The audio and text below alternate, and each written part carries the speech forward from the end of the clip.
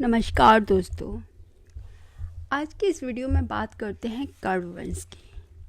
शुक वंश के बाद मगध का शासन संभाला वासुदेव कर्ण ने और उसके गोत्र के नाम पर भी इस वंश का नाम पड़ा कण्व वंश। वासुदेव कर्ण ने ही कण्व साम्राज्य की स्थापना की थी। वासुदेव कर्ण शुक वंश के अंतिम शासक देवभूति का मंत्री था और कहते हैं ना कि जैसे को तैसा। तो जैसे पुष्यमित्र शुंग मौर्य साम्राज्य में मंत्री था और उसने मौर्य शासक भद्रबाहु की हत्या करके शुंग साम्राज्य की स्थापना की थी, ठीक वैसे ही वासुदेव कर्ण भी शुंग शासक देवभूति का मंत्री था और उसने देवभूति की हत्या करके राज सिंहासन पर अधिकार जमाया और कण्व वंश की स्थापना की।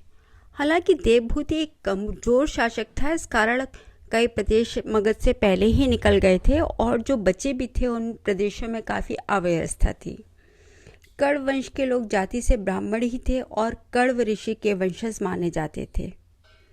वासुदेव कर्ण की मृत्यु के बाद भूमिपुत्र ने शासन संभाला और लगभग 14 वर्षों तक शासन किया। भूमिमित्र की मृत्यु के बाद उनका पुत्र नारायण राजा बना और उसने भी लगभग 12 वर्षों तक राज किया। नारायण की मृत्यु के बाद उनका पुत्र सुशर्मन राजा बना, पर सुशर्मन बेहद अयोग्य और दुर्बल राजा था। इस कारण अनेक प्रांतों ने खुद को स्वतंत्र घोषित कर दिया था और कण्व साम्राज्य बिहार और पूर्वी उत्तर प्रदेश तक सीमित हो गया था।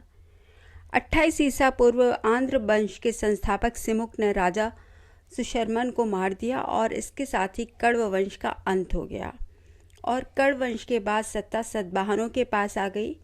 कण्व वंश का शासन लगभग 73 ईसा पूर्व से 28 ईसा पूर्व तक रहा।